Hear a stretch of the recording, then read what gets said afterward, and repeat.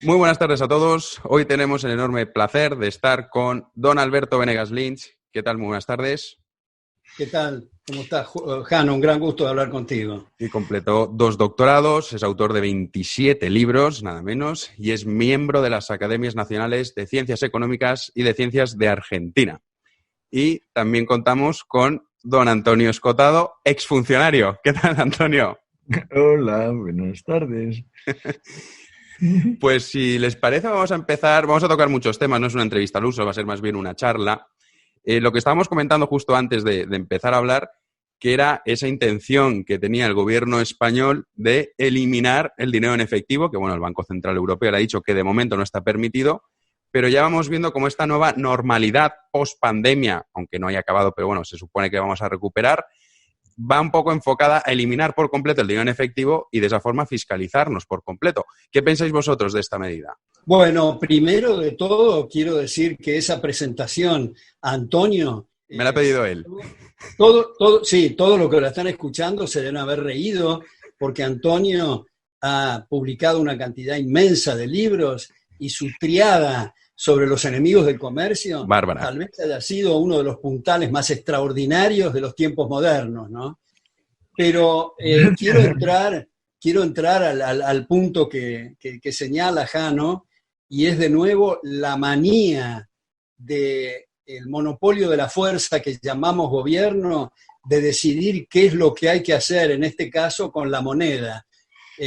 Dicen que hay que eliminar el efectivo para poder bancalizarse, lo cual quiere decir que el Leviatán va a tener más control sobre nosotros. Lo que en realidad hay que eliminar es la banca central, que es una institución nefasta y, como muchas veces he tratado de señalar, cualquiera sea la decisión que tomen los banqueros centrales, por más honestos y por más capaces que sean, va a ser expandir el dinero, contraerlo o dejar igual la masa monetaria, lo cual va a estar afectando siempre los precios relativos. En otros términos, como diríamos los argentinos, la banca central nunca puede dejar de meter la pata, siempre se va a equivocar, en cualquier circunstancia. Bueno, eso es la ley de Murphy, que dice que si en principio vamos al 50%, que no, que en realidad vamos al 99% en contra nuestra, si no tenemos máxima pericia y no libramos nada a la improvisación. En el caso este de lo que dice Jano de la liquidación del efectivo, bueno, recordemos, Alberto, por ejemplo, cómo Menger nos sacó del error tan habitual de pensar que el dinero pertenecía a las cosas decretadas, a los designios conscientes. Y nos dijo que va, es función de una cierta densidad del intercambio de bienes y servicios en ciertos puntos, y entonces espontáneamente surge. Luego también sabemos que el rey de Lidia fue el primero que hizo acuñaciones redondas, que luego Solón, el gran estadista ateniense, se dio cuenta de que eran denominaciones demasiado altas y que convenía hacer una monetización de cantidades discretas, y tuvo un inmenso éxito. O sea, eso fue prácticamente el lanzamiento económico, a mi juicio, de Atenas, porque tenía aquellas minas en Laurium relativamente cerca de plata que la apoyaban. Pues bueno, ahora vienen esta pandilla de analfabetos malintencionados, que lo mismo te explican un parricidio y un uxoricidio, es decir, el asesinato del cónyuge por violencia machista, olvidando la inmensa y absoluta responsabilidad individual que corresponde a cada persona, y naturalmente se quedan sin término para describir cuando quien mata al cónyuge o a los hijos es la señora, cosa que sucede no infrecuentemente desde la famosa Medea de la mitología griega. Entonces, claro, a mí todo el sistema actual español me parece como repasar una película de Drácula con maquillaje de comedia musical.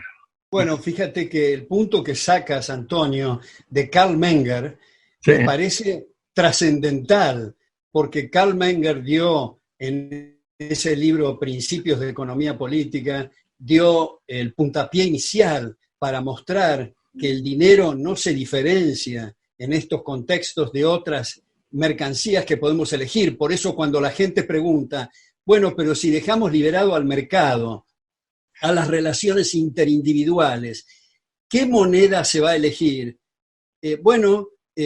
Como tú empezaste a contar recién, en Persia eran las sedas, el ganado en Grecia, en la Virginia colonial el tabaco, después el oro y la plata. No sabemos si va a ser una canasta de mercancías, si va a ser el platino. Es la gente que va a elegir. Y cuando se dice, bueno, pero ¿qué cantidad de moneda tiene que haber? Es lo mismo que preguntarse qué cantidad de zanahorias tiene que haber, o de pollos, o de lechuga. Es la misma pregunta.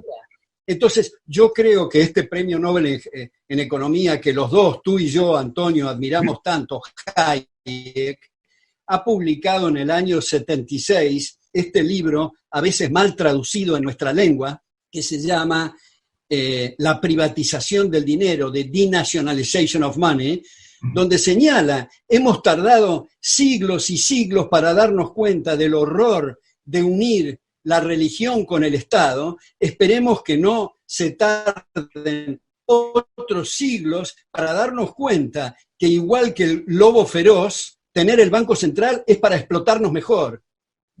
Sí, bueno, yo, Alberto, lo que pasa es que de buenas a primeras la liquidación de la banca central, que me parece a medio y largo plazo inexcusable, de buenas a primeras puede al público en general, que no está informado de las instituciones económicas, por ejemplo, ni siquiera está informado del trascendental cambio que fue pasar del metálico al papel moneda, es decir, al dinero de confianza.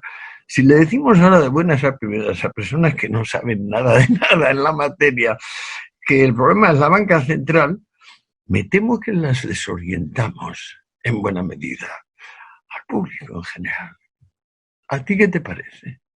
Yo creo que lo mismo que decía Hayek, cuando alguien le discutía y le decía, bueno, pero no se puede dar libertad de golpe porque la gente se va a confundir, Hayek decía, eso es lo mismo que decirle a la gente que no puede entrar a un natatorio antes de que sepa nadar.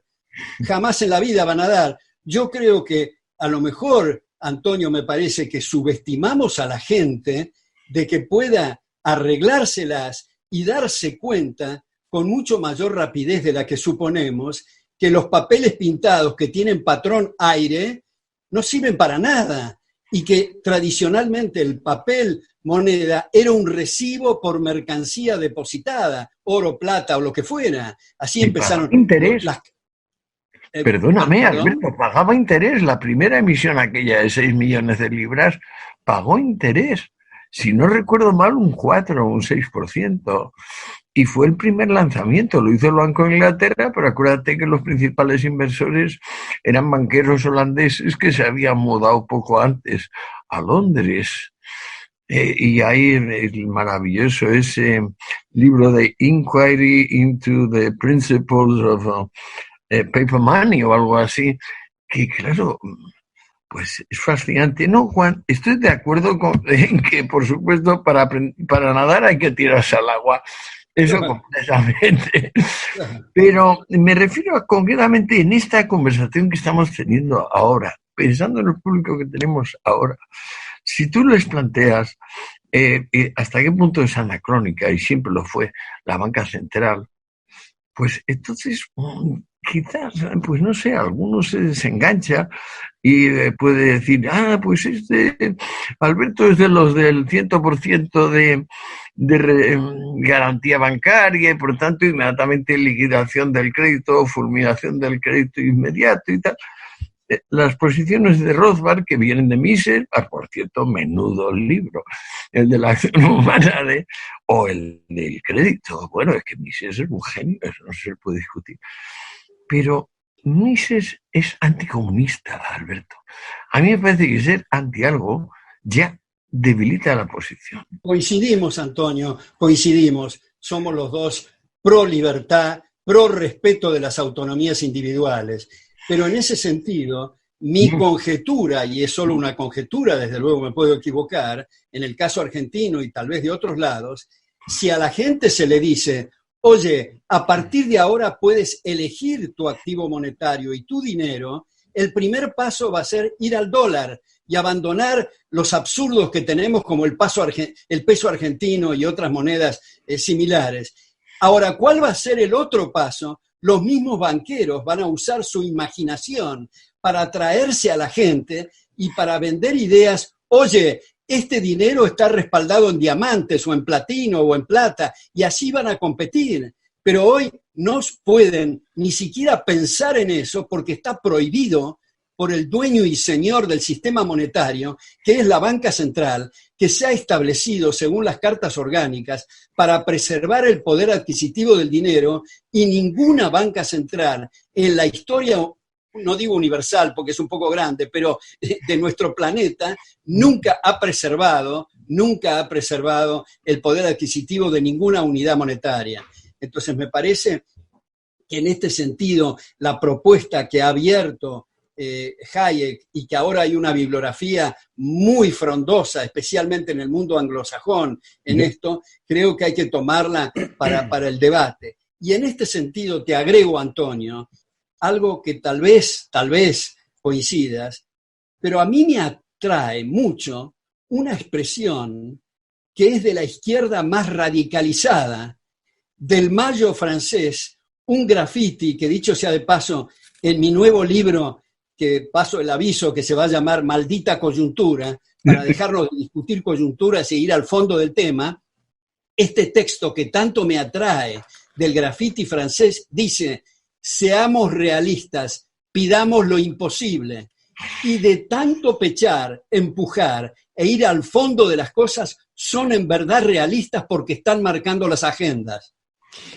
Completamente de acuerdo, pero además te diré que hay un dato estimulante que quizás has olvidado, el Bitcoin y todos los posibles análogos y herederos. Acuérdate que el Bitcoin salió casi a la par, si no recuerdo mal, a $6, y ahora está a 8.000 aproximadamente. Eso revela hasta qué punto el público espontáneamente puede apoyar una iniciativa que en principio, claro, es totalmente demoledora para este mundo del mangoneo, los ladrones organizados, etcétera, etcétera. De modo que, claro que sí. Yo estoy pensando poner el dinero poco que tengo en bitcoins, por cierto, aunque claro, siempre digo, si yo lo decido, lo van a decir muchos y va a bajar. Había subido tanto justo porque no se habían sumado en principio tantos, ¿no? Pero vamos, es muy actual, Hayek, estoy contigo. Es muy actual el concepto de orden espontáneo. Porque claro, la tentación humana es decir que todo orden viene de una orden como la del cuartel o el seminario, el convento, a toque de clarinazo o de campana. Y claro, eso está colmado de entropía, ese tipo de orden, ese orden decretado, ese orden consciente, limitado al designio de fulano y de mengano. Ahí cojea por fuerza. Y donde surge algo impersonal, por ejemplo el Bitcoin, pues sale adelante. Vamos a ver si somos capaces de explicar por qué las subidas de impuestos son de forma masiva, que es lo que se pretende hacer en España. Bueno, España y Argentina en realidad somos primos hermanos. Yo creo que España va a ser la próxima Argentina, desgraciadamente, Europa. ¡Qué horror! Yo creo que vamos en esa dirección. Vamos a intentar explicar a la gente que nos escucha por qué esta subida masiva de impuestos que se está intentando vender por parte de muchísimos políticos, no solo en España, no solo en Europa, sino también en Sudamérica y en todas las partes del globo terráqueo, para paliar esta crisis económica que estamos padeciendo y que vamos a padecer. ¿Por qué es un error subir los impuestos? Bueno, hay una curva que dice que cuanto más extrema es la severidad fiscal, menor será la recaudación total. He ido oyendo diferentes nombres para el autor de la curva. Una vez le llaman Stephens, otras veces Martin, otras veces yo qué sé. Da igual. Es cierto que extremar la severidad fiscal reduce el monto total de la recaudación, no, ya a corto plazo. Y ese sería un argumento inmediato en contra, pero sobre todo el argumento, a mi juicio, es hands off, o que saque la patita, fuera las manos de donde la ha metido usted. Igual que, por ejemplo, el asunto de las drogas. Dicen que ha metido usted la mano ahí para ayudar al público, pero hombre, lo que ha pasado es que muchísimas más personas que toman drogas, muchísimo más negocio. ¿Por qué me toma usted el pelo? Pues aquí, con esto de el gobierno providente, previsor, que va a ayudar a las personas, claro, dices, oiga, pero ¿usted quién es? O sea, para empezar, ¿usted qué formación tiene? ¿Cómo se atreve usted, señor, a hablar, por ejemplo, como esta ministra nuestra, que su empleo previo ha sido ser cajera de súper y pega ese salto monumental de primero estudiante, luego cajera de súper y inmediatamente ministra? Me imagino que cosas así pueden ocurrir en Argentina, pero no van a ocurrir en Holanda o en Dinamarca. Yo creo que ocurre esto porque todavía no hemos entendido para qué es el monopolio de la fuerza o el gobierno. No hemos entendido que es para proteger derechos en esta instancia del proceso de evolución cultural. No sabemos lo que va a ocurrir más adelante porque hay otros debates paralelos muy interesantes. Tú has mencionado Rothbard, etcétera. Pero digo, en esta instancia es para proteger derechos, para dar seguridad y justicia, que es lo único que no hacen los gobiernos. Entonces, el tema es que si es ilimitado el engrosamiento del Leviatán y que formamos la sociedad como si fuera un inmenso círculo donde todos tenemos metidas las manos en los bolsillos del prójimo, eso es invivible, no se puede sostener. Entonces, me parece que el tema es educativo y quiero terminar esta intervención con dos temas. Uno, el que acaba de tocar Antonio respecto de las drogas, que quiero decirle que él me ayudó muchísimo en su trabajo muy conocido sobre las drogas, y los que empezaron a cambiar mi actitud, que reconozco y confieso públicamente que era pésima, porque yo tenía hace unos 40 y pico, tal vez 50 años, la posición de que había que prohibir las drogas, y fueron alumnos míos de la Universidad de Buenos Aires, citándolo Antonio Escotado, que me convencieron de mi error garrafal.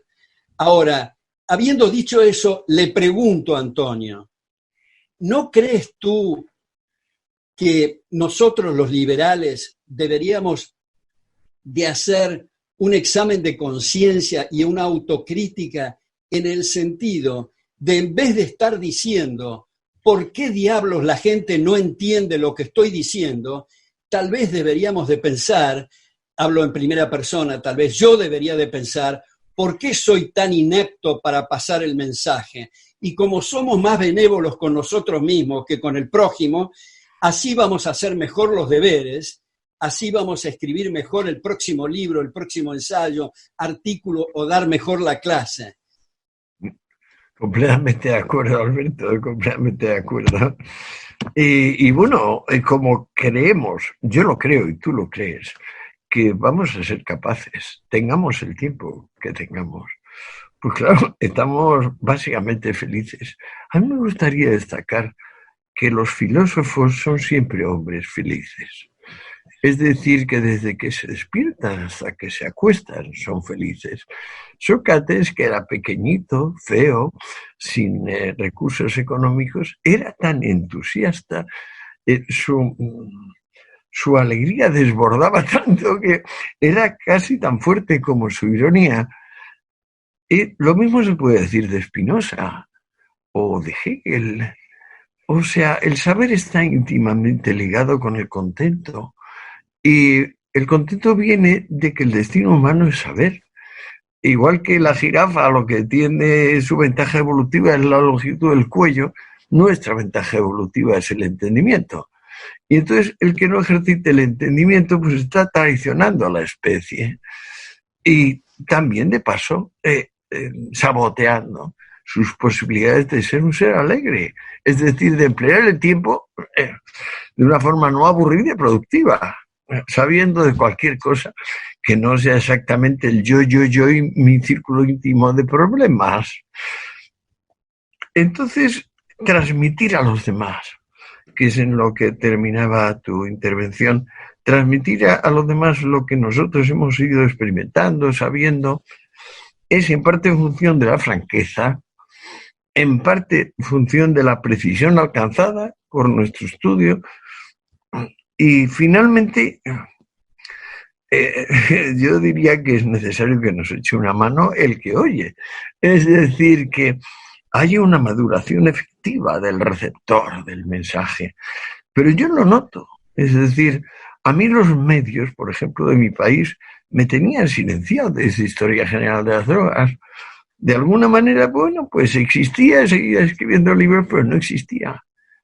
No sucede lo mismo con las redes. Hay otra cuestión para seguir con el planteamiento que nos hizo Jano recién, que no sé si tú estás de acuerdo, no sé si está en el centro del debate, pero en todo caso ocupa un lugar preponderante, y es la noción del derecho.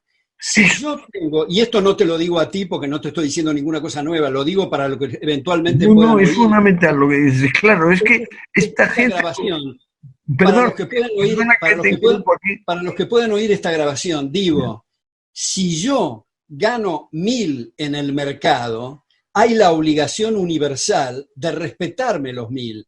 Pero si yo gano 1.000 y digo que me tienen que entregar 2.000 cuando no lo gano en el mercado y me otorgan ese derecho, entre comillas, quiere decir que le voy a dar un manotazo al bolsillo del vecino, lo cual significa que voy a lesionar su derecho, lo cual convierte en un pseudo derecho. Yo creo que lo que preguntaba Jano recién de por qué el tema de los impuestos, yo creo que una razón es que no hemos entendido el significado del derecho y estamos cayendo en la era de los pseudo derechos. Derecho a una motocicleta con 2 caños de escape, derecho a vitaminas, a hidratos de carbono, derechos. Pero fíjate, hace relativamente poco, siempre pongo este ejemplo, en la Asamblea Constituyente de Ecuador, en la época de Rafael Correa, seriamente propusieron incluir en la Constitución, afortunadamente esto no prevaleció y no tuvo lugar, pero lo propusieron, incluir en la Constitución el derecho a la mujer al orgasmo. Fíjate, si no es igual esto a una producción cinematográfica de Woody Allen. Esa es la era en que estamos viviendo, sí, la no comprensión de lo que significa el derecho. Entonces, termino con esto. Yo creo que, salvo honrosas excepciones, en la mayor parte de las facultades de derecho no egresan abogados, que significa defensores del derecho, sino estudiantes de leyes que pueden recitar que la ley tal, párrafo tal, inciso tal, dice tal cosa, pero no tienen la menor idea de cuáles son los mojones o los puntos de referencia extramuros de la ley positiva. No saben aquello de Ulpiano, de dar a cada uno lo suyo y cómo remite lo suyo a la propiedad. No tienen la menor idea de eso. Alberto, genial. Además, esto nos introduce al corazón del asunto. ¿Qué es el derecho? Pues el derecho es precisamente lo que no son los reglamentos, lo que no son los decretos. El derecho se puede resumir, como decía Hume, en 2 normas. Una, la propiedad jamás se adquirirá ni se perderá por fraude o violencia. 2, los pactos se cumplen. Ahí está todo el derecho. También lo llaman derecho natural, también Ulpiano lo llamaba justicia, pero no te olvides que en la misma época, o inmediatamente antes de que Marx piense su dictadura proletaria y Comte su dictadura pragmática o positiva, Bentham está proponiendo a los gobiernos de todo el mundo, entre otros al gobierno norteamericano, que entonces América está presidida por Madison, y le está proponiendo: yo le voy a dar un sistema completo de reglamentos que sustituya al derecho.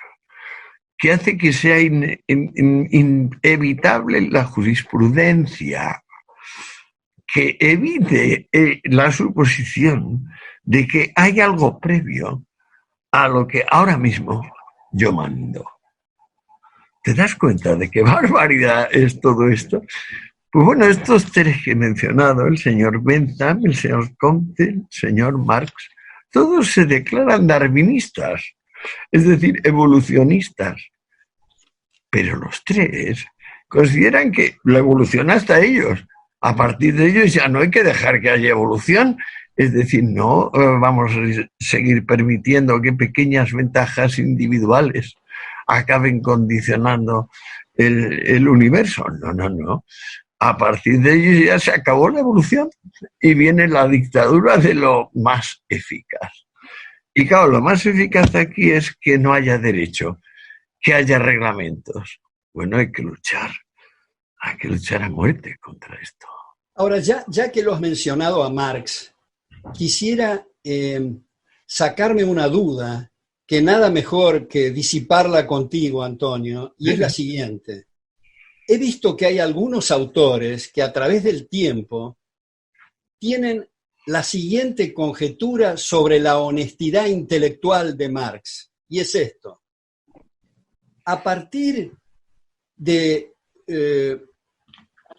cuando Marx escribió su primer tomo del Capital, en 1867, según nos cuenta Engels, 20 años después de la muerte de Marx y 30 años después de ese primer tomo, nos cuenta Engels que Marx ya tenía redactados los tomos segundo y tercero, pero a pesar de tener 49 años y de ser un escritor muy prolífico, nunca más publicó nada, salvo el programa Gotha y algo de la Comuna de París secundario, a partir de que Karl Menger, que tú mencionaste en 1871, produjo esta teoría del valor que dio por tierra con toda la tesis marxista. ¿Tú dirías que es consecuencia de honestidad intelectual de Marx, aunque algunos dicen que para ser del todo honesto hubiera reconocido abiertamente su error, no simplemente quedarse callado? Pero tú ves que hay la posibilidad de esa conjetura que quedó muy impactado con esta teoría del valor, o no lo ves como una conjetura plausible?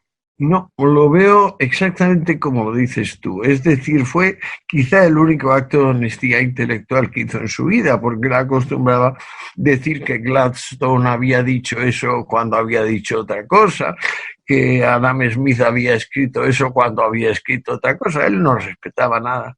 Pero en este caso se dio cuenta de que él se había comprometido de alguna manera en el tomo 1 a cuantificar la plusvalía. E incluso le había hecho aquella especie de conato de álgebra del capital, ¿te acuerdas? Con un par de quebrados y tal.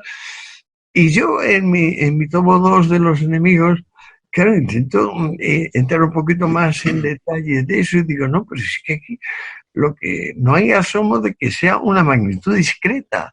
Es decir, que estamos hablando de magnitudes discretas dentro de esa algebrita que se hace, que tiene como 4 términos, pero concretamente plusvalía que él pone M. Mervert, pues que no es cuantificable, no lo ha sido y no lo es.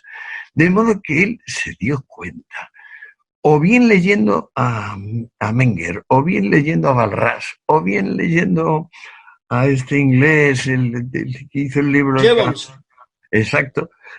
Se dio cuenta de que eso le metía en camisa de 11 varas. Y como siempre fue un poco vago para cosas distintas de la sátira, del comentario vitriólico, que es lo que se le daba bien, porque es una especie de Aristófanes o Rabelais de los tiempos modernos, a mi juicio, Karl Marx. Entonces lo dejó por eso. De modo que fue un rasgo de pequeña honestidad intelectual. La verdadera honestidad intelectual habría sido decir, mire usted, esto de la álgebra que yo he propuesto en el tomo 1, esto resulta que sí, que estoy utilizando magnitudes discretas aquí, pero esta M no lo es. Y una cosa que ha introducido Alberto antes, hablando sobre el mensaje liberal, por qué no triunfa y que deberíamos autocriticarnos, ¿creéis que no está un poco relacionado también con aspectos sociales y, digamos, la conducta social según el país en el que vivas? Porque, por ejemplo, un ejemplo muy claro, Suiza. En Suiza hicieron un referéndum hace unos años para aumentar los días de vacaciones y votaron en contra. Sin embargo, todo ese mismo referéndum, si lo trasladásemos a España o Argentina, me temo que el resultado sería cuanto menos diferente. Entonces, ¿no cree que a lo mejor está relacionado también con la cultura que tenga la población en aspectos económicos para que el mensaje liberal triunfe o no?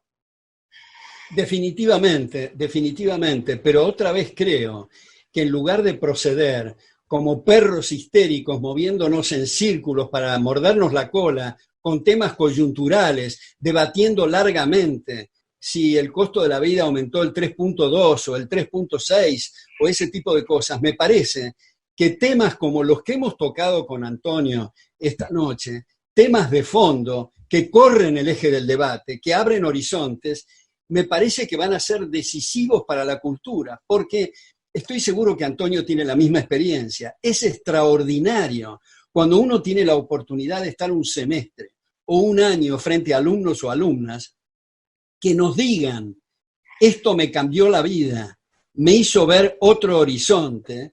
Eso no tiene precio. Es un impacto fenomenal que recibe quien está dando clases. Lo que pasa es que si los alumnos y las alumnas no tienen la oportunidad de escuchar otra campana y están con su cuadernito un semestre, 2 semestres, 6 años, oyendo las mismas cosas anacrónicas, para no decir cavernarias, desde luego que lo que va a salir de ahí va a ser algo bastante peligroso para la sociedad y para cada uno de los individuos, ¿no?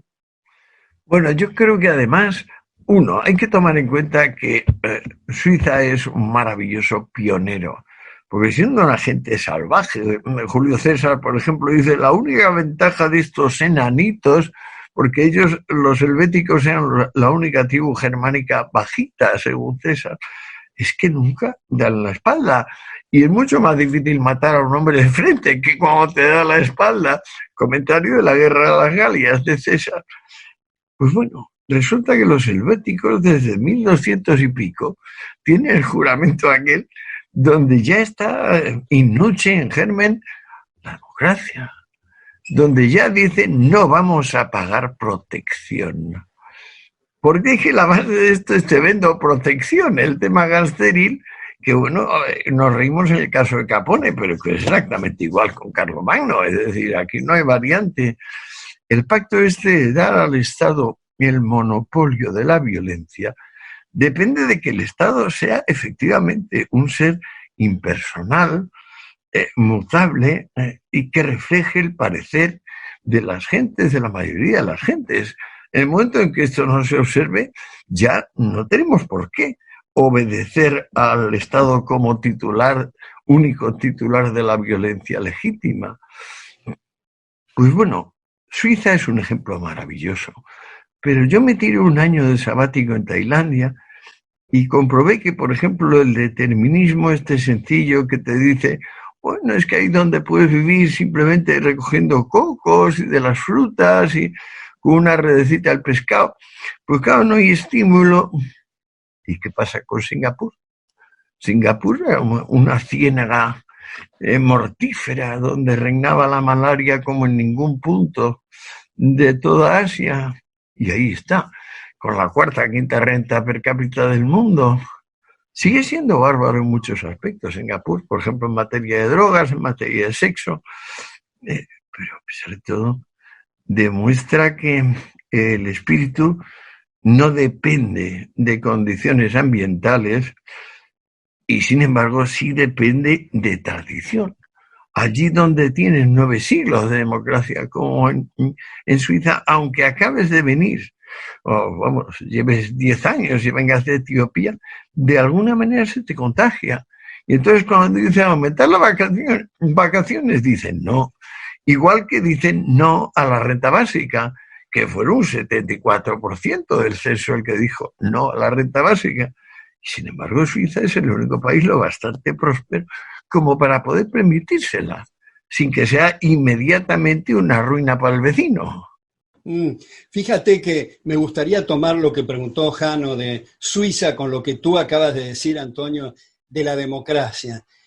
Yo creo, y esta no es una cosa original, desde luego mía, que la democracia en el llamado mundo libre se degrada y se convierte bastante en cleptocracias, es decir, gobiernos de ladrones, de vidas, libertades y propiedades. Y creo que eso se sale por completo de la idea de autores contemporáneos como Giovanni Sartori, que sostienen que la parte mecánica, accidental y secundaria de la democracia es la mitad más uno o las primeras minorías. La parte sustancial es el respeto a las autonomías individuales.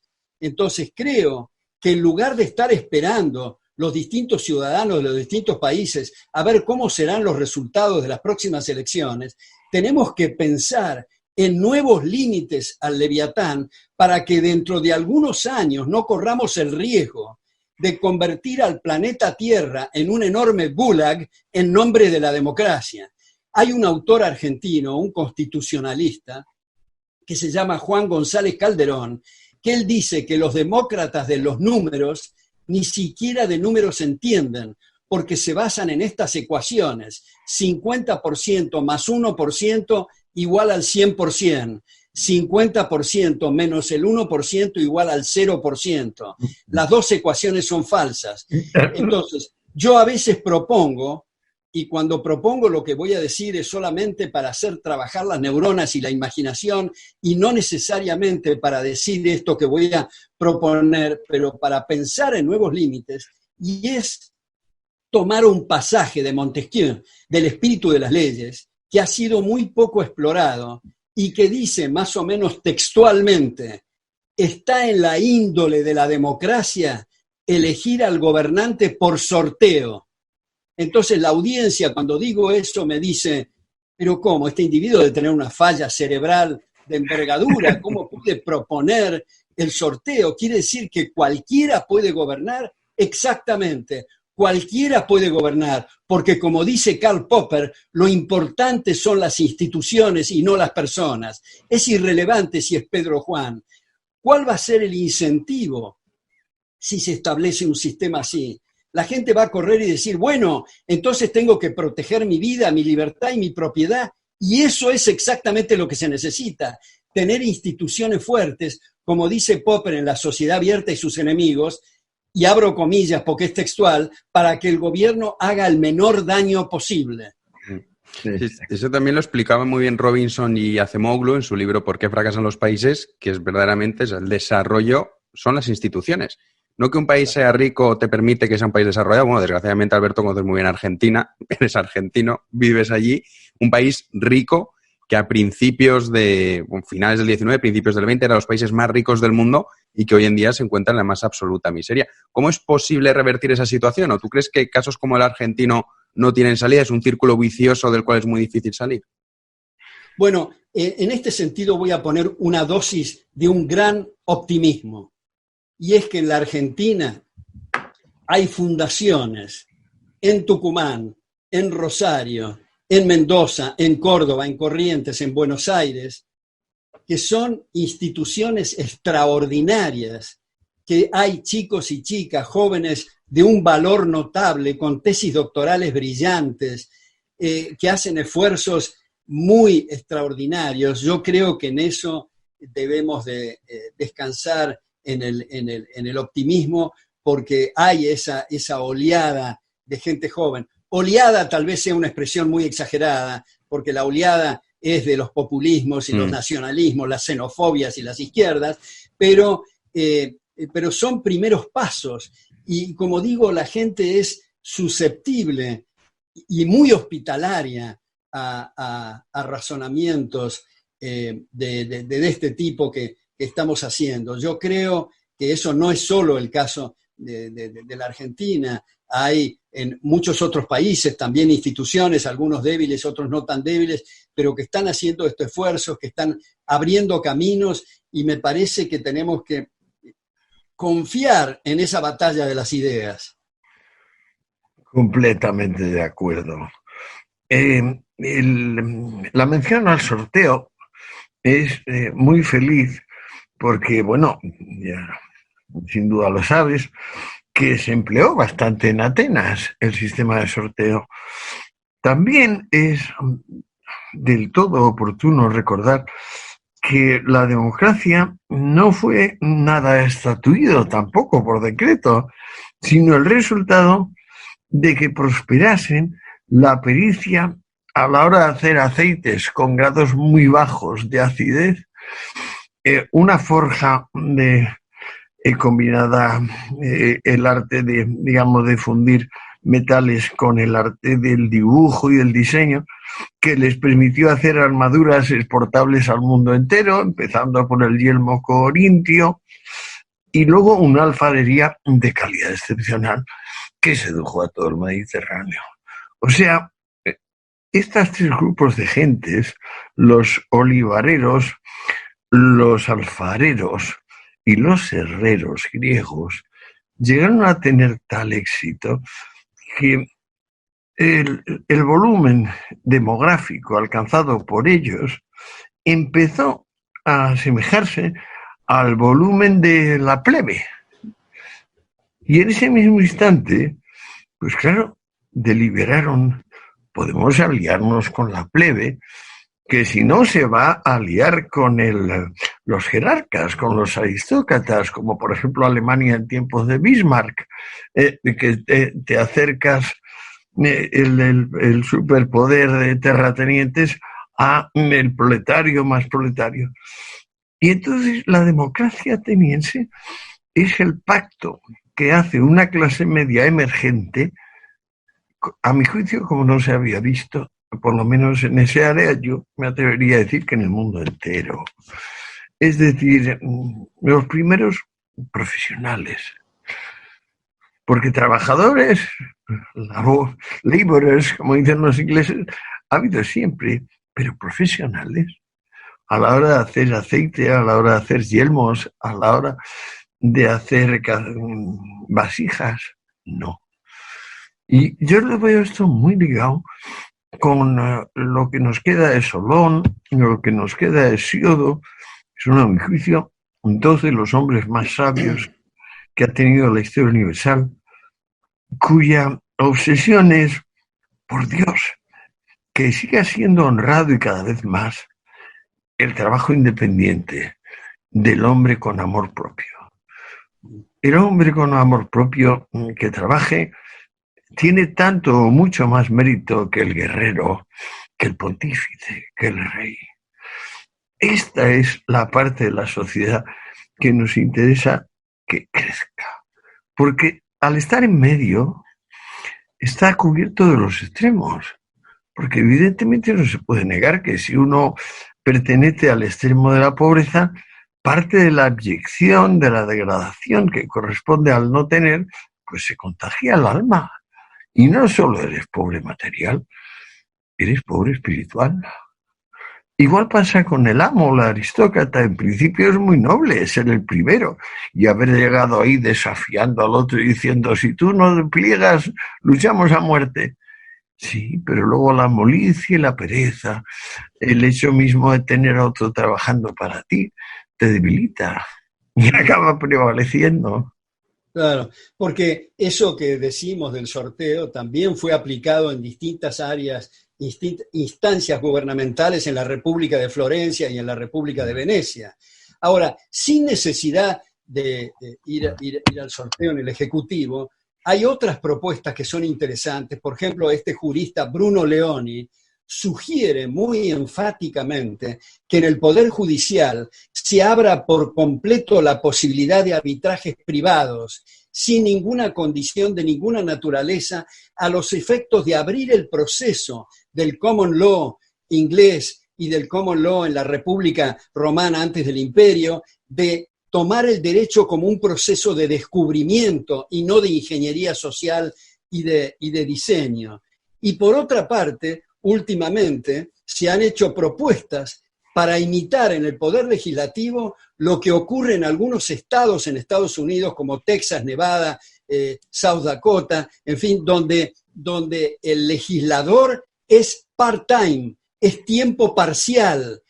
Después de cierto tiempo deja de legislar y se dedica a sus cuestiones personales, justamente para limitar el ímpetu legislativo, porque hay incluso en la Argentina y seguramente en España también algunas críticas a algunos legisladores que dicen que son unos vagos porque no presentan ningún proyecto de ley. Pues bendito sea que no presenten un proyecto de ley si el problema es que estamos inundados de la ley, igual que con la moneda que hablábamos antes, la inflación de la ley implica el deterioro del valor de la ley. Ahora, respecto de lo que decías de los guerreros y los trabajos independientes, se me ocurre agregar que, como decía Herbert Spencer, y entre nosotros el gran Juan Bautista Alberdi, en lugar de tener en las plazas monumentos de militares y de políticos que son los que han puesto palos en la rueda al tema, habría que poner los monumentos a empresarios que son los que nos permiten tener aeronavegación, transportes, comunicaciones, computadoras, anteojos, medicamentos, alimentos, etc. Y por supuesto, no me estoy refiriendo a aquellos empresarios, en realidad canallas, que están aliados con el poder para explotar a la gente con privilegios. Me estoy refiriendo a la gente que en el mercado, empresarios, que para mejorar su posición patrimonial no tienen más remedio que mejorar al prójimo, sea vendiendo zapatillas o pantalones, o salchichas o lo que fuera. Entonces, me parece que reivindicar el rol del empresario en momentos en que en nuestra región hay un embate contra el comerciante y en todo caso se perdona al comerciante chico como si no fuera su ambición ser grande, y resulta que cuando es grande es denostado y es mandado a la horca. En los extremos están las situaciones de este país gobernado por ese personaje que habla con los pajaritos, léase Venezuela, y la isla cárcel cubana, que lleva 60 años de tener una especie de campo de concentración. Me parece cosas indignas, y el segundero pasa rápido, se nos pasa la vida, y esto es necesario transformarlo especialmente para la gente más necesitada, que paradójicamente, desde el Papa para abajo, todos están haciendo recetas que implica el hundir gente en la pobreza. Uh-huh. Uh-huh. Totalmente, totalmente. Y una cosa que me parece que hemos tocado varios temas, el tema de las instituciones, pero yo quiero un poco volver al tema, digamos, cultural, porque a mí es lo que me preocupa y me tiene obsesionado enormemente, porque yo creo que la educación, pero entendamos educación no tener un título universitario, sino educación a la hora de estar formado en términos económicos y sociales, hacen que, por ejemplo, comentabas el tema de la pobreza y sacabas el tema del Papa. Lo que ocurre aquí en España, que supongo que a Alberto también le ocurrirá en Argentina, aquí se insulta mucho a Mancio Ortega, ¿no? Le dicen que es un explotador, que va a Camboya o que va a países que están en vías de desarrollo para aprovecharse. Cuando en realidad esto lo explica muy bien Ragnar Narksi en su libro, cómo se puede permitir que esa gente, los camboyanos, hace 25 años se morían de hambre, literalmente, y han triplicado su renta per cápita en los últimos 20 años. ¿Cómo es posible que todavía haya gente, sobre todo en España y en Argentina, que no entiendan que sin grandes empresas y que si no funcionan las empresas privadas, es imposible que en el ámbito público tú puedas tener un buen servicio? Porque no estamos diciendo que lo público debe desaparecer, pero si tú no tienes un sector privado fuerte empresarial, ¿cómo vas a conseguir que funcione bien el sistema público? ¿Cómo puede ser que la gente esto no lo comprenda en el siglo XXI? Bueno, yo creo que es consecuencia de lo que tú dijiste al comienzo, Jano, que es el tema de la educación. Y yo creo que acá viene otro tema de fondo para debatir, y es la vaca sagrada de nuestro tiempo, que son los ministerios de Educación y Cultura. Aceptar el cargo de ser un ministro de Educación o Cultura es una bofetada a la inteligencia, porque la educación implica procesos abiertos de prueba y error competitivos que entre las instituciones se hacen de auditorías cruzadas en busca de la excelencia.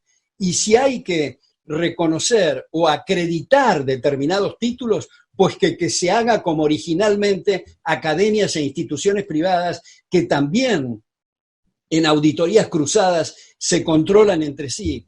Nadie tiene la precisa, ni Antonio, ni yo, ni Jano, ni nadie puede decir yo voy a establecer cuál es la estructura curricular ideal. No, eso demuestra ignorancia, es un proceso abierto. Nunca vamos a llegar a una meta final. Estamos siempre en ebullición, en un proceso evolutivo. El aprendizaje tiene que ser de puertas y ventanas abiertas, que entre mucho oxígeno y competencia. Una, como digo, de las vacas sagradas de nuestra época son esos ministerios, que todavía la gente dice, bueno, vamos a esperar tener un buen patrón que nos diga en qué tenemos que educar nosotros y nuestros hijos. Eso es una falta de respeto, me parece, a la gente. Bueno, esto es un chorro de cuestiones lo que se nos está abriendo. Evidentemente, los filántropos de nuestro tiempo, yo diría que de todos los tiempos, son los fabricantes inventores, que han descubierto lo menos mecánico del mundo, que es cómo tailorizar, cómo mecanizar la producción de un artículo que empezó siendo de lujo y termina siendo de uso absolutamente común. Sobre todo ahora ha llegado a ser el iPhone, que es un aparato de increíble complejidad y sin embargo difundido hasta la última persona del planeta. Yo no lo tengo, pero porque soy un bicho raro, aunque estoy todo el día trabajando en internet, ¿no? Pero no lo tengo porque me molesta que me vibre o que me suene una cosa cerca al cuerpo. Me parece un desafío a mi autonomía personal y eso ha hecho que no lo acepte nunca. Y seguro que no lo voy a aceptar en el futuro. Pero son los filántropos, los verdaderos. ¿Y por qué no se reconocen? ¿Por qué no tienen estatua en los pueblos y en las ciudades? Pues porque reina esta insolente, necia y resentida idea de que quien trabaja es el empleado, cuando evidentemente quien trabaja es el empleador, y si no, va a la ruina. De modo que quien regala trabajo a la colectividad es siempre el empresario, no el empleado por el empresario. Pero luego lo cubres con esta falsedad malévola de no, el empleado es bueno, el empleador es malo, el empleador es explotador, el empleado es explotado. Estos son memeces malsanas que han ido prosperando. Pero bueno, tú y yo, por ejemplo, nuestra obra va completamente en la línea de decir no y no a esto. No porque seamos pesimistas, al contrario, porque confiamos en la condición humana, porque sabemos de la potencia del espíritu, que nunca podrá ser sobrevaluada. Pero claro, este espíritu es un yo, pero también es ante todo un nosotros. En el momento mismo en que este espíritu se subjetivice y particularice, pues deja de ser quien es. O sea, es siempre un ten con ten.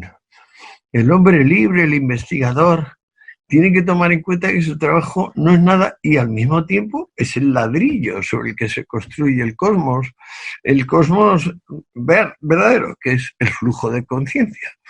Porque tampoco nos engañemos.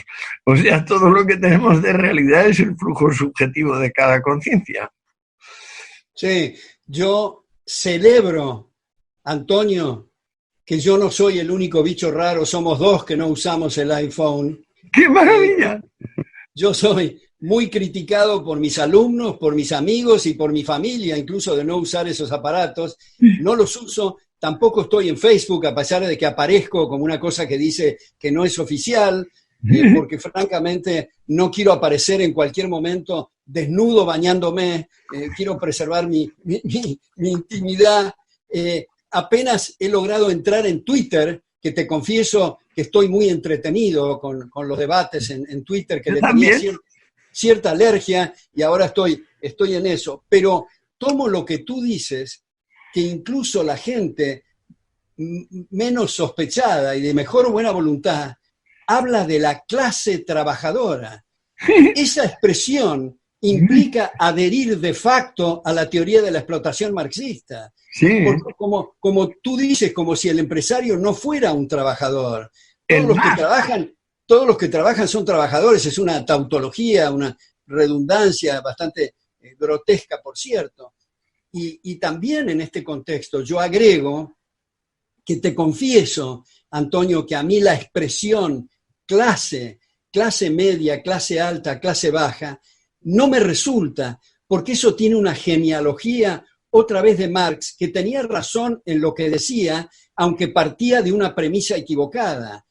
Y el silogismo era que es de una clase distinta de persona el proletario respecto del burgués, porque tenían hilos argumentales y razonamientos distintos en el polilogismo. Nunca ningún marxista explicó en qué consiste la diferencia con la lógica aristotélica, y el propio Hitler, después de hacer una serie de disquisiciones inauditas sobre la clasificación de lo que él denominaba razas, al final tuvo que reconocer y decir y adherir a la tesis marxista de decir, en el fondo es un problema mental. Por eso en los campos de concentración estos criminales tenían que tatuar y rapar a sus víctimas para distinguirlas de sus victimarios, porque no hay ninguna forma de hablar de ese estereotipo e invento absurdo que es la raza, puesto que todos venimos de África.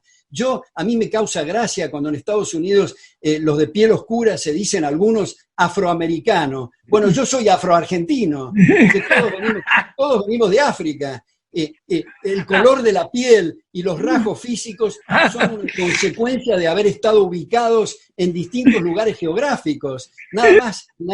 Nada menos que eso. No, todos compartimos 4 grupos sanguíneos, toda la humanidad. No hay tal cosa como raza. Entonces, me parece que clase baja me parece una cosa repugnante, clase alta me parece una cosa frívola y clase media me parece un esperpento. Yo creo que, ¿qué es lo que se quiere decir cuando se habla de clase? Bueno, ingresos distintos. Bueno, pues señor, digamos eso, ingresos altos, medios y bajos, pero no hablemos de clase. Bueno, pero es que a mí ahí me tocas una cosa que probablemente te consta que he estudiado a fondo, que es el concepto de clase en Marx. El clase solo tiene sentido si consideramos que lo previo a las clases son las castas y que con las castas lo que impera es la ley de la cuna. Allí donde naciste, allí mueres. Y si eres de alta cuna, pues te van a tratar de una forma, y si eres de baja cuna, pues te van a tratar de la otra. El gran progreso de las clases sociales es que las castas son inmóviles y las clases son proverbialmente móviles. Y tremenda deshonestidad intelectual de Marx le lleva a llamar clase lo que llamamos y llamaremos casta. Es decir, él considera que la clase no es móvil, y para empezar que él y Engels no son la demostración de la movilidad, es decir, de cómo una persona perteneciente a la burguesía o a la pequeña burguesía se puede desclasar y proletarizar como ellos dos y convertirse en delegados de la masa laboral. De modo que esto es una incoherencia malintencionada de Marx que él mismo paga, diciendo en 1848 que el mundo se divide en 2 grandes clases, la burguesía y el proletariado, y luego admitiendo en el capítulo 52 final del tomo 3 del Capital, todo esto compuesto por Engels, que si vamos a tenernos a los ingresos como fundamento de las clases sociales, en vez de haber 2, hay miriadas, textualmente. Lo separan 19 años, un texto del otro. Pero claro, la incoherencia es manifiesta. O sea, no pueden ser 2 y al mismo tiempo miriadas. Pero es típico de este hombre hacer estas cosas. Yo comparto plenamente tu espíritu y lo que acabas de decir, pero yo creo, insisto, que la expresión clase no es compatible con la sociedad abierta, porque no se trata de clases distintas de personas, aunque haya movilidad social, no se trata de clases distintas de personas, se trata de la misma naturaleza de los humanos que cambian en distintas posiciones de ingresos simplemente. Ahora, Marx ni ningún nazi, desde luego, han explicado en qué consiste concretamente las hilaciones distintas del proletario o del burgués. ¿Qué pasa con el proletario que se gana la lotería? ¿Qué pasa en su mente? ¿Cómo razona? ¿Qué pasa con el hijo de un proletario y una burgués? ¿Cómo es sus hilaciones lógicas? ¿Qué pasa con un burgués que se funde, digamos? Me parece que esto demuestra el polilogismo, que es una enorme incoherencia. Me parece que si nos queremos referir a los ingresos, es mejor decir eso, ingresos medios, altos, bajos, porque por más que haya movilidad social y hay estas cosas que se han introducido en nuestra época, como el impuesto progresivo, es uno de los hachazos más fenomenales a la gente más necesitada, porque el impuesto progresivo precisamente bloquea la suba y la baja en la pirámide patrimonial, primero. Segundo, es un castigo a la eficiencia. Decimos que tenemos que ser eficientes, que hay que producir, pues resulta que si alguien es eficiente recibe más que proporcionales palos fiscales. Y es distinto el impuesto proporcional, porque ya se sabe que el 10% de 1.000.000 es más que el 10% de 1.000, pero progresivo, es decir, que progresa la tasa. Por eso es que en Estados Unidos requirió una reforma constitucional en el año 1913, para introducir el impuesto progresivo. Por eso es que Alberdi en la Argentina se oponía al impuesto progresivo y por eso es que Marx adhiere tan fervientemente al impuesto progresivo en el manifiesto comunista que tú mencionaste de Marx y Engels en 1848. Es uno de los puntos. Es curioso que en nombre de la lucha contra el comunismo y el totalitarismo estemos en Occidente adoptando literalmente los 10 puntos del manifiesto comunista. Es curioso cómo podemos salir de esa situación con esa cuestión, como decía Jano antes, el problema es cultural, el problema es de educación. Y la gente cuando uno dice esto, dice, bueno, pero la educación es muy a largo plazo. Por supuesto que es a largo plazo, pero cuanto antes empecemos mejor. Entonces, yo creo que acá viene otro asunto, y por supuesto que no me estoy dirigiendo a Antonio y a Jano, pero sí a los que eventualmente nos se pueden estar oyendo. Tenemos que darnos cuenta que todos estamos interesados en que se nos respete. No importa si nos dedicamos a la jardinería, a la música, a la literatura, al derecho, a la economía, la medicina o lo que fuera.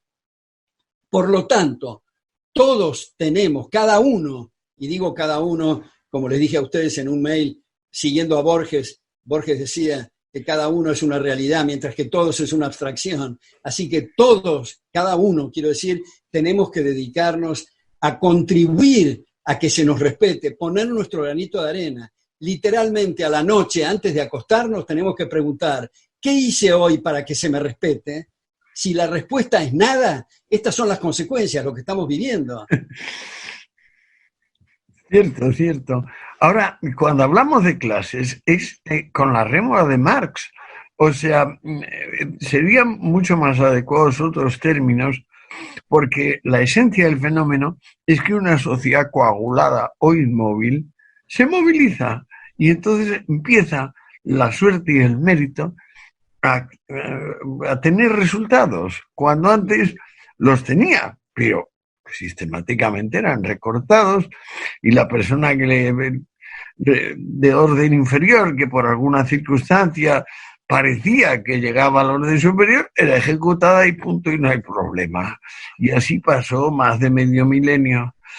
Entonces, siguiendo el pie forzado de Marx, no solo polisémico o alógico, sino malintencionado, hablamos de clases. Pero como en realidad lo que tenemos es movilidad social, que es lo que no había antes, ¿cuál es la forma perfecta de impedir la movilidad social? El impuesto progresivo sobre la renta. ¿Estamos de acuerdo? Pero acuérdate que en el año 13 se aprobó el impuesto porque la Secretaría del Tesoro había informado que sería imposible estatuir la ley seca perdiendo aproximadamente 1/3 de la recaudación pública, y que la única forma de compensar el 1/3 de la recaudación pública que venía del impuesto sobre vinos, alcoholes y cervezas era pues el impuesto sobre la renta. la solución suiza, si no recuerdo mal, es una banda de fluctuación del impuesto del IRPF que llamamos aquí, como del 17 al 30%. O corrígeme si estoy equivocado. No tengo esa información, Antonio, pero creo que lo ideal desde el punto de vista fiscal es la proporcionalidad, no la progresividad, de ninguna tasa progresiva. Creo que debería de ser proporcional, el mínimo impuesto posible, lo más simple posible, porque hoy día muy poca gente es la que sabe cuántos impuestos tiene que pagar. Tiene que caer en las fauces de esa profesión que se llaman los expertos fiscales, que en realidad en un sistema civilizado deberían dedicarse a actividades útiles. Sí, desde luego. Yo, por ejemplo, no sé lo que me toca este año a pagar y tengo que decidirlo en 7 días, que es lo que me queda para hacer la declaración. Bueno, tú tienes el problema que vendes, tú tienes el problema que vendes muchos libros. Y tanto. No, pero además es un pseudo problema, como puedes imaginar, pero sí que es un problema, porque el libro que escribes y vendes mucho, has tardado 20 años en hacerlo. Y entonces no te lo distribuyen en 20 años para nada. O sea, te van liquidando en función de lo que consideran. No, cuando hablé de Suiza, no es tanto porque esté de acuerdo con el 17, el 30 o lo que sea, sino porque me gusta una banda muy estrecha. Yo suprimiría la banda, desde luego, y haría, si acaso, por necesidades del erario público, en función de las obras comunes que hay que hacer, pues bueno, sí, un impuesto personal, en vez de un impuesto indirecto. Pero mantenerlo en una oscilación del 10%, como me parece el caso suizo, es como el mal menor, ¿no? Al fin y al cabo, la democracia también es el mal menor ante la tiranía o la oligarquía. De modo que, una de dos, o realmente cuando venga la inteligencia artificial nos permitirá establecer cuáles son las necesidades reales de amortización de cada sistema particular. O si no, podemos plegarnos por populismo, por aceptación de que si no va a haber muchas personas estimuladas al rencor y a la agitación. Eso, un cuarto de impuesto directo. Ahora, desde luego, me parece indeseable, estoy contigo. O sea, ¿qué es esto? ¿Por qué se mete la mano en el bolsillo del ciudadano? ¿Qué es esto? ¿En nombre de qué? Claro.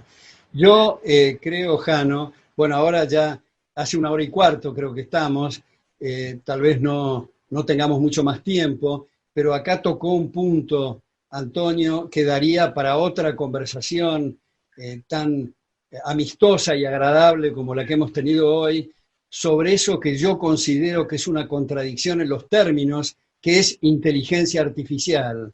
Pero daría para otra. Esa la podemos programar para otra ocasión, pero yo antes de cerrar sí que me gustaría, porque habéis mencionado el manifiesto comunista, creo que era el punto 2 de esos 10 puntos que recoge Marx y Engels sobre el impuesto progresivo, creo que era el 2. El que lo lea en resumen es acabar con la propiedad privada, que es, vamos, el residuo de libertad más absoluta que tiene el ser humano. Nosotros estamos viendo, y esta pandemia ha servido para muchos gobiernos, para ver hasta qué punto el ciudadano es obediente y acepta sin rechistar las imposiciones con distintas excusas, ya sea la salud o ya sea en términos económicos, o de ayuda al prójimo o de ayuda al más debilitado, ¿no? Haciendo y salvando las distancias. ¿Creéis que estamos repitiendo la historia o que se parece mucho lo que estamos viendo ahora a ese periodo de entreguerras en el cual esos totalitarismos, ese Estado omnipresente triunfó en Europa y en casi todas partes del mundo? Bueno, efectivamente es el punto segundo del manifiesto comunista, que dice literalmente un gran impuesto progresivo, el punto segundo, para destruir el sistema que Marx bautizó como capitalismo.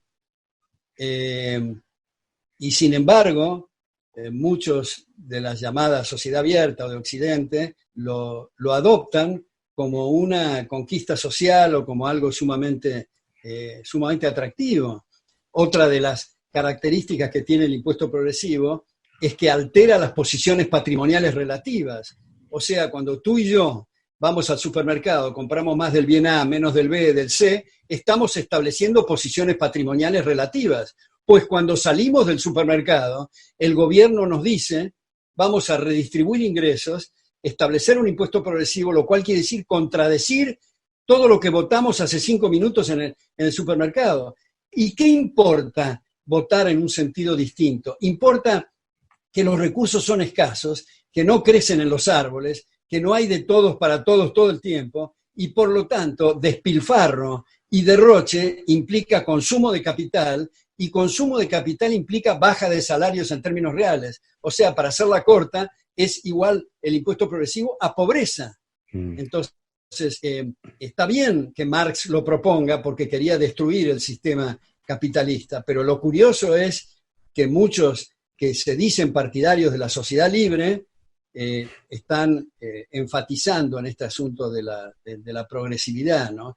Y como tú dices, Jano, dice más o menos textualmente Marx y Engels en el Manifiesto Comunista, todo mi programa puede resumirse en lo siguiente: 2 puntos, abolición de la propiedad privada. Así es. Y eso ha sido una gran contribución, entre tantas otras, de Ludwig von Mises, que mostró que no hay tal cosa como una economía socialista, puesto que donde no hay propiedad no hay precios, y si no hay precios no tenemos la menor idea si conviene hacer los caminos de asfalto o de oro. Y si alguien levanta la mano y dice, no, de oro es un derroche, es porque recordó los precios relativos antes de abolir la propiedad. Completamente. Es que la tesis de abolir la propiedad privada le viene a Marx de ese muñón de libro que se llama Introducción o Análisis o Crítica de la Filosofía del Derecho de Hegel. Cuando me puse a leerlo, constaté con estupor que, claro, como sí conozco bastante bien la filosofía del derecho de Hegel, por alguna razón Marx se ciñó un octavo del texto de Hegel para extraer el conjunto de su rudimentario trabajo. Y entonces, claro, supuso que toda la evolución de la humanidad habría sido justamente concentrar capital, crear riqueza. Y también lo dice el manifiesto, no se pueden comparar con las pirámides de Egipto, las obras recientes de la burguesía, etcétera, etcétera. Pero claro, es mala fe, mala voluntad y torpeza identificar eso con la propiedad privada. Porque claro, la propiedad privada es lo mismo que la propiedad pública. Cada vez que se nacionaliza algo, en la práctica lo único que se hace es que se pone en manos del, digamos, mesías de turno, se pone en sus manos particulares, en los caudales ajenos, así, directamente. Es una cosa tan grotesca como que los trillones de neuronas que están actuando pues con millones de personas que intercambian cosas, de repente no, tiene que pararse y escuchar lo que mande el mesías. Y claro, esto es una pérdida, digamos, de información general en el sistema. Creo que este es el gran hallazgo de Mises, es decir, que se produce una fuga de información. Y en general, el resultado es que tú te propones acabar con la pobreza a través del sistema que con más seguridad va a generarla. Oye, qué delicia de reunión, ¿eh? Si queréis, podemos, porque llevamos 1 hora y 20 no, ya. Paremos, Jano, pero prometámonos hacer otra. Es que a Alberto no le conozco y estoy deseando conocerle, y como no lo puedo conocer físicamente, pues bueno, es un mal menor. Es un mal menor. Ha sido Antonio, un gran privilegio intercambiar ideas con una persona de tu estatura intelectual, y le agradezco mucho a Jano la coordinación de esto y su eficiencia para programarlo, y de nuevo le pido, como le dije, a través de nuestros mensajes epistolares, que esto lo ponga, además de lo que él quiera hacer, que lo ponga bajo mi nombre en YouTube, a los efectos de que lo pueda utilizar yo para otros grupos desde el punto de vista didáctico y también recuerda el manejo del volumen que tú vas a poder hacer con tu, y eso lo apaño. Tecnología. Sin Pero ningún les problema. mando un gran abrazo a los dos y les agradezco mucho esta reunión. Y yo a ti, Jano, y a Alberto, por supuesto. Yo creo que podemos terminar, aunque sea una arrogancia, diciendo guerrilla de la concordia. De la concordia. Sí, va a hacer falta, desde luego. Pues muchísimas gracias. Yo de verdad que es un absoluto placer estar como en las universidades, cuando uno va de oyente. Pues bueno, esto es una clase magistral. Espero que los espectadores también lo hayan disfrutado y prometemos en una futura ocasión volver a hacer esta reunión. Un placer, muchas gracias, Antonio. Muchísimas gracias, Alberto. Así que bueno, alguna vez nos vamos a ver desde el punto de vista presencial, pero mientras nos vemos por la vía cibernética, que espero se repita. Pues genial, Alberto, genial. Pues muchísimas gracias a los dos. Ha sido un placer y prometemos una nueva entrega. Hasta luego. Hasta luego.